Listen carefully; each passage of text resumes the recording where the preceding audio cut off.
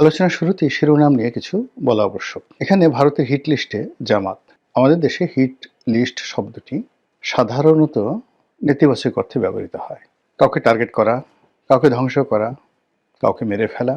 সাধারণত এ সকল বিষয় বোঝানোর জন্য সংবাদপত্রগুলো সাধারণত হিট লিস্ট শব্দটি ব্যবহার করে। কার্যত হিট লিস্ট শব্দটি মূলত কাউকে গুরুত্ব সহকারে বিবেচনা করা, কারোর সঙ্গে সম্পর্ক স্থাপন করা এবং কাউকে একেবারে জোরাজুরি করে তার সঙ্গে একটি সম্পর্ক স্থাপন করার নামও অনেক ক্ষেত্রে হিট লিস্ট হয়ে যায়।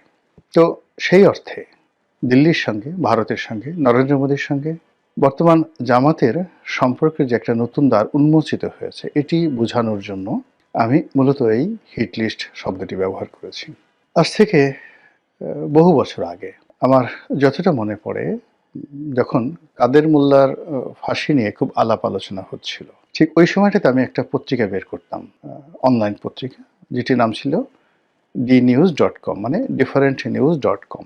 2011-12 সনে যারা পাঠক ছিলেন তারা জানতেন যে এটি ওই সময়টাতে খুবই জনপ্রিয় একটি অনলাইন মাধ্যম ছিল এবং অ্যালেক্সাতে র্যাঙ্কিংয়ে এটি প্রথম 5টি শীর্ষ সংবাদপত্রের মধ্যে আমার এই পত্রিকাটি ছিল। তো সেই পত্রিকাতে প্রায় প্রতিদিনই এই চমকপ্রদ নিউজগুলো আমি দিতাম। তখন একবার একটা নিউজ করেছিলাম যে জামাতের নেতাদের যে যুদ্ধ অপরাধের বিচার হচ্ছে, এই বিচার প্রক্রিয়া প্রভাবিত করার জন্য জামাত সারা দুনিয়াতে লবিস্ট নিয়োগ করেছে এবং ভারতেও তাদের লবিস্ট নিয়োগ করা হয়েছে। তো এটা যখন ছাপা হলো, একেবারে হই হই রই রই কাণ্ড চারিদিকে। কেউ বিপক্ষে বললেন, কেউ পক্ষে বললেন। যারা পক্ষে বললেন তাদের বক্তব্য ছিল যে জামাতের সঙ্গে ইন্ডিয়ার সম্পর্ক হতে পারে, জামাতের পক্ষে সবকিছু সম্ভব। আবার অন্যদিকে যারা বিপক্ষে তারা সেই চিরাচরিত ভাষায় গালাগাল, এবং অবাকের ব্যাপার হলো যে জামাতের লোকজন এখন যত চমৎকার ভাষায় গালাগাল করতে পারে, অশ্লীল অশ্রাব্যতায় তারা বিশ্ব রেকর্ড তৈরি করে ফেলেছে, ঠিক এতটা দক্ষতা তখনও হয়নি 2011-12 সনে। কিন্তু তারপরেও তারা ওই সময় গালাগাল দিত। আমার একটা ইউটিউবে আমার একটা ভিডিও আপলোড হয়েছিল, পার্লামেন্টে জামাত বিরোধী একটা বক্তব্য দিয়েছিলাম। সেই বক্তব্যটার কমেন্টে গিয়ে আপনি দেখতে পারবেন যে ওই সময়টিতে জামাতরা কিভাবে গালাগাল করত। একদিকে তাদের বা আমি যে সময়টাতে ফাঁসি তখনও হয়নি, জামাতের বিচার প্রক্রিয়া শুরু হয়নি, পার্লামেন্টে আমার প্রথম বক্তব্যর মধ্যেই 2009 বা 10 সনের প্রথম দিকে আমি ভাষণটা দিয়েছিলাম। কিন্তু আজকের জামাতের যে গালাগাল বা যা কিছু, ওটা 2009-10 সনে কেমন ছিল তখন ওই ভিডিওটা দেখলেই আপনারা বুঝতে পারবেন। তো যেটা বলছিলাম যে জামাত ভারতের সাথে সম্পর্ক স্থাপন করার জন্য লবিস্ট নিয়োগ করেছে। তো এই ঘটনা পরবর্তীতে যখন 2015 বা 16 সনে জামাতের সঙ্গে ভারতের কি সম্পর্ক, কোন পর্যায়ের সম্পর্ক, সেটা চাক্ষুষ দেখার সুযোগ হয়েছিল। আমি শুধু এতটুকু বললাম, জামাত এই যুদ্ধাপরাধীদের যে বিচার, সেই বিচার প্রক্রিয়াতে ভারতের সহযোগিতার জন্য তাদের বড় বড় নেতাদেরকে এই যুদ্ধাপরাধের দায় থেকে মুক্ত করার জন্য করেনি এহেন চেষ্টা নেই।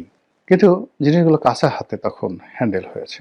আমেরিকাতে যারা বিনিয়োগ করেছে বা ভারতে যে সমস্ত কর্তাদের সাথে জামাতের যে সকল স্তরের নেতারা দেখা সাক্ষাৎ করেছে, সেখানে পারস্পরিক যে হ্যান্ডেলিংটা ভালো মতো হয়নি। আমি এরকম একটা দুটো ঘটনা জানি যেখানে ভালো মতো হ্যান্ডেলিং হলে পরিস্থিতি ভিন্নতর হতে পারত। এনিওয়ে, তো এখন যেটা বললাম যে জামাতের রাজনীতির বাংলাদেশে প্রথম থেকেই মূলধন হলো ভারত বিরোধিতা। তো সেই ভারত বিরোধিতা করে তারা রাজনীতি করে আসছে। কিন্তু আমাদের দেশের রাজনীতির দুটো প্রকৃতি রয়েছে। আপনি যদি রাজপথে লড়াই করতে চান, সংগ্রাম করতে চান, আন্দোলন করতে চান, তাহলে জনপ্রিয়তা পাওয়ার জন্য ভারত বিরোধী বক্তব্য একেবারে মুড়ি মুরকির মতো আপনি খাওয়াতে পারবেন লোকজনকে। তারপর আমেরিকার বিরুদ্ধে আপনি বক্তব্য দিয়ে, সাম্রাজ্যবাদী বিরুদ্ধে বক্তব্য দিয়ে আপনি মাঠ গরম করতে পারবেন। কিন্তু যেই মুহূর্তে আপনি ক্ষমতায় যাবেন, বা আপনি যদি সত্যিকার অর্থে ক্ষমতায় যেতে চান, যে কোনো মূল্যে আপনাকে ভারতের সঙ্গে এবং আমেরিকার সঙ্গে সম্পর্ক রক্ষা করতে হবে। 50-এর দশক থেকে, মানে দ্বিতীয় বিশ্বযুদ্ধের পরে যখন লিগ অফ নেশন বন্ধ হয়ে আবার জাতিসংঘ প্রতিষ্ঠিত হলো, তখন থেকেই পাকিস্তানের জন্য এবং পূর্ববঙ্গের জন্য আমেরিকা অপরিহার্য হয়ে পড়ল। একই সঙ্গে ভারতের সঙ্গে বিরোধিতা অপরিহার্য হয়ে পড়ল বটে, কিন্তু 1971 সনের মুক্তিযুদ্ধের পর ভারতের সঙ্গে সম্পর্কটা আমাদের জন্য অনিবার্য হয়ে পড়েছে। বঙ্গবন্ধুর মৃত্যু, ভারতের সাথে সম্পর্ক স্থাপন করতে না পারার ব্যর্থতা, 1996 থেকে 2001 সনে শেখ হাসিনার ট্রিমেন্ডাস কর্মকাণ্ড, ভালো অসাধারণ ভালো কর্মকাণ্ডের পরেও তিনি ভারতের অসহযোগিতায় ক্ষমতা আসতে পারেননি, এটা তিনি পার্লামেন্টে দাঁড়িয়ে বলেছেন। তারপর সেন্ট মার্টিন আমেরিকা চাচ্ছে বাংলাদেশের কাছে, এটা বাংলাদেশ দিতে পারেনি বা শেখ হাসিনা দিতে পারেনি, এজন্য তাকে চলে যেতে হয়েছে বা চলে যেতে হবে। এবং তিনি সেটা ডিক্লেয়ার করেছিলেন যে আমি বঙ্গবন্ধুর কন্যা, আমার ক্ষমতা দরকার নেই, কিন্তু আমি দেশ বিক্রি করে ক্ষমতায় আসতেও পারবো না, থাকতেও পারবো না, যেতেও পারবো না, যা হয় হবে। তো এখন এই যে গত 10 মাসের যে বাস্তবতা, তার আগে আরো 7 মাসের বাস্তবতা, অর্থাৎ আগস্ট মাস থেকে আজ অবধি প্রায় 17 মাস হয়ে গেল। এই 17 মাসের যে রাজনীতি, এখানে আওয়ামী লীগ খুব ভালো করে বুঝে গেছে যে তাদের কি ভুলগুলো হয়েছিল। বিএনপি ঘুরে দাঁড়ানোর চেষ্টা করছে, জামাত ঘুরে দাঁড়ানোর চেষ্টা করছে, আর বর্তমান সরকার তারা হাড়ে হাড়ে অনুভব করছে যে ব্যর্থতাটা কোন পর্যায়ে পৌঁছে গেছে এবং এখান থেকে আসলে ঘুরে দাঁড়ানো সম্ভব কিনা সেটা নিয়েও তারা গবেষণা করছে। তো সেই অবস্থাতে রাজনৈতিক দলগুলোর একটা ভিন্ন ভিন্ন কৌশল থাকে। জামাতও সেই কৌশল অবলম্বন করছে। তাদের সঙ্গে পাকিস্তানের ঐতিহাসিক সম্পর্ক, তুরস্কের সঙ্গে কৌশলগত সম্পর্ক, সৌদি আরবের সঙ্গে কৌশলগত সম্পর্ক, এই সম্পর্কটি হয়তো অর্থনৈতিকভাবে কিংবা তাদের যে নীতিগত যে সকল সিদ্ধান্ত রয়েছে বা তাদের যাকে বলা হয় অ্যামিউজমেন্ট, সেই পলিটিক্যাল অ্যামিউজমেন্ট, রাজনীতির যে বিনোদন, সেই বিনোদনের জন্য এ সকল রাষ্ট্রের সাথে সম্পর্ক হয়তো কাজে লাগবে। আপনি একটা ভ্রমণে গেলেন, রাজকীয় মেহমান রূপে মক্কা মদিনাতে সফর করলেন, তুরস্কের সরকারি ভিসাতে গেলেন, 15 দিন সেখানে একটা প্লেজার ট্রিপ করে আসলেন, এটাকে বলা হয় পলিটিক্যাল অ্যামিউজমেন্ট।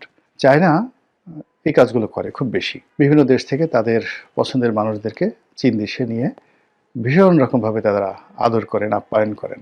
আমি চীনের রাষ্ট্রীয় অতিথি হিসেবে একবার সেখানে গিয়েছিলাম, আমি এই জিনিসগুলো দেখেছি।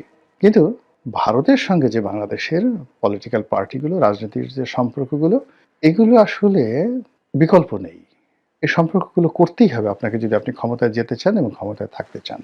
স্বাধীনতার পর থেকে বাংলাদেশের অনেকের সঙ্গে ভারত সম্পর্ক করার চেষ্টা করেছে, কিন্তু কার্যত যেটা বাস্তবতা ভারতের জন্য নির্মম অভিজ্ঞতা, সেটা হলো একমাত্র জাতীয় পার্টি ছাড়া ভারতের সঙ্গে কেউ বিশ্বস্ত আচরণ করেনি।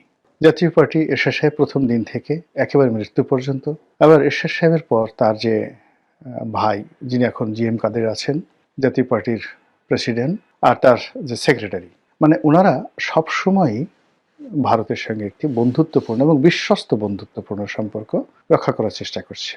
ভারতের যদি সামর্থ্য থাকতো তাহলে জাতীয় পার্টিকেই কিন্তু তারা ক্ষমতায় রাখতো। এবং দেখুন এখন ভারতের যতটুকু লিঙ্ক রয়েছে বাংলাদেশের বিভিন্ন রাষ্ট্রীয় মাধ্যমে, তারা সেই গত 17 মাসে জাতীয় পার্টিকে যেভাবে নিরাপত্তা দিচ্ছে, যেভাবে অপরিহার্য করেছে, এবং রাষ্ট্রীয় শক্তিগুলো কোনো অবস্থাতেই জাতীয় পার্টির উপর তাদের খড়গ তারা চাপাতে পারছে না। এবং জাতীয় পার্টির সব গ্রুপগুলো, অর্থাৎ যেগুলো ভেঙে গেছে, যে মূল যে শক্তিগুলো যারা আছেন, আনিসুল ইসলাম মাহমুদ, ব্যারিস্টার আনিসুল ইসলাম মাহমুদ, কাজী ফিরোজ রশিদ, মুজিবুল হক চিন্নু, শহীদুর রহমান ট্যাপা, তারপর যাকে বলা হয় রুহুল আমিন হাওলাদার, বলতে গেলে জাতীয় পার্টির যারা একেবারে সূর্য সন্তান, তারা সবাই জিএম কাদেরকে ছেড়ে গেছেন। এই অবস্থাতে মানে ভারত দুটো গ্রুপের সঙ্গে কিন্তু সম্পর্ক রক্ষা করে চলছে, এবং এই দুটো গ্রুপই তারা কেউ কিন্তু আওয়ামী লীগের মতো বাংলাদেশে মজলুম নয়, নির্যাতিত হচ্ছে না, বরং বিভিন্ন পক্ষ জাতীয় পার্টির অফিস ভাঙার চেষ্টা করেছে।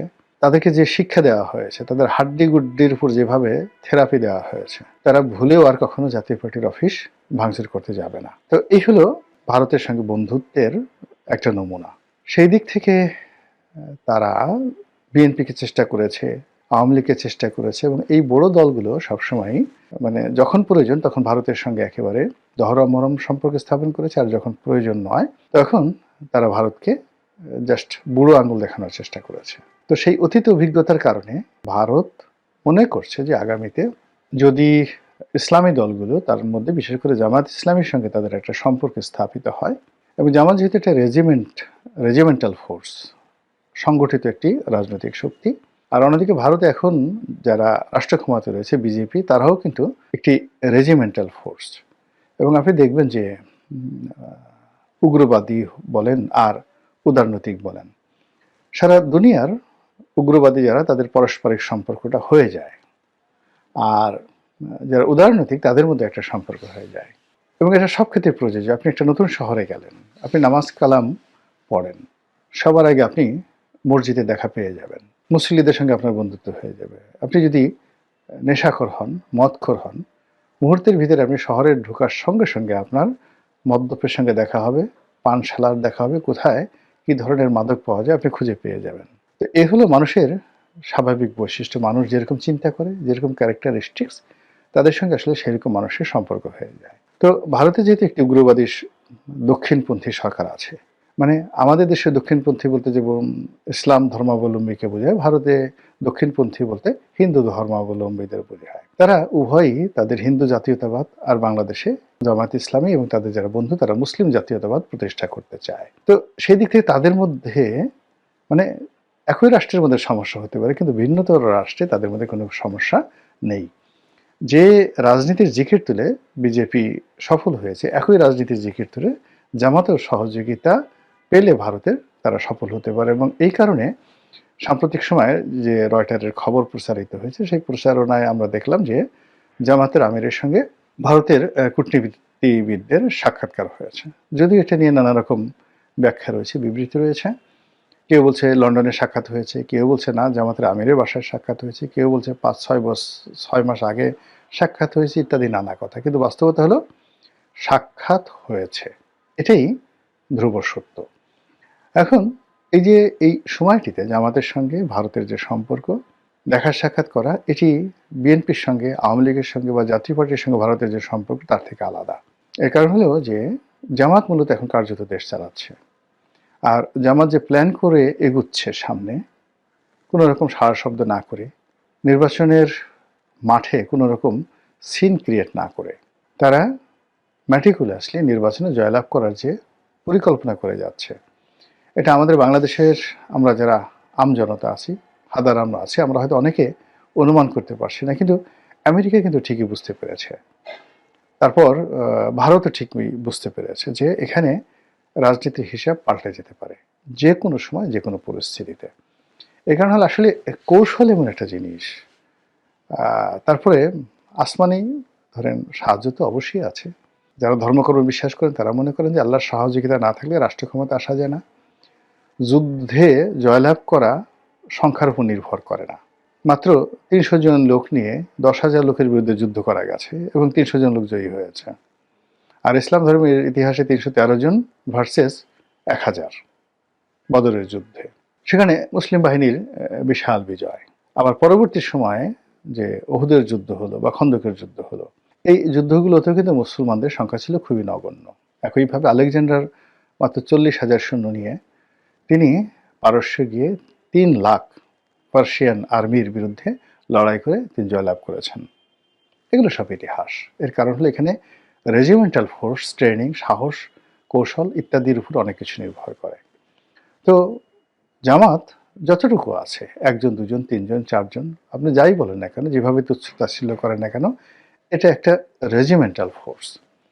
তো সেই রেজিমেন্টাল ফোর্সের তাদের অর্থ আছে, টাকা আছে, তার সঙ্গে যদি ভারতীয় কৌশল, চাণক্য নীতি তাদের সঙ্গে যুক্ত হয়ে যায়, তাহলে আমাদের দেশে যে প্রথাগত নির্বাচনের ইঞ্জিনিয়ারিংটা রীতিমতো প্রাতিষ্ঠানিক রূপ লাভ করেছে। এবং এই সময়টাতে আমরা কেউ টের পাচ্ছি না। যেমন আমার একটা মামলা ঢাকা কোর্টে, তো এই মামলার একটা শুনানি ছিল। তো নির্বাচন আরও ১.৫ মাস আগে, কিন্তু কোর্ট কাছারির বেশিরভাগ ম্যাজিস্ট্রেট এখন নির্বাচনের দায়িত্বে কিন্তু তারা চলে গেছে। আমরা যারা অনিশ্চয়তার কথা বলছি, আমরা যারা নির্বাচনে বিএনপির বিজয়ের ব্যাপারে শতভাগ নিশ্চিত হয়ে বসে আছি, কিন্তু এখানে যে কি ইঞ্জিনিয়ারিংটা হচ্ছে, কি চাণক্য নীতি হচ্ছে, পর্দার আড়ালে কি যে খেলাধুলা হচ্ছে, এটি যারা এটা পরিচালনা করছেন তারা বলতে পারবেন। বিএনপি হয়তো শক্তিমত্তার উপরে, সংখ্যাধিক্যের উপর, জনপ্রিয়তার উপর তারা নির্ভর করছে। আর অন্যদিকে জামাত কৌশলের উপর নির্ভর করছে, প্ল্যান, পরিকল্পনার উপর নির্ভর করছে। তাদের যে দেশি এবং বিদেশি যে শক্তি রয়েছে এবং প্রশাসনের বিভিন্ন স্তরে তাদের যে সকল লোক রয়েছে, সবার সঙ্গে একটা সম্মিলিত যাকে বলা হয় প্ল্যান করে তারা এগোচ্ছে। নির্বাচন হবে অথবা হবে না।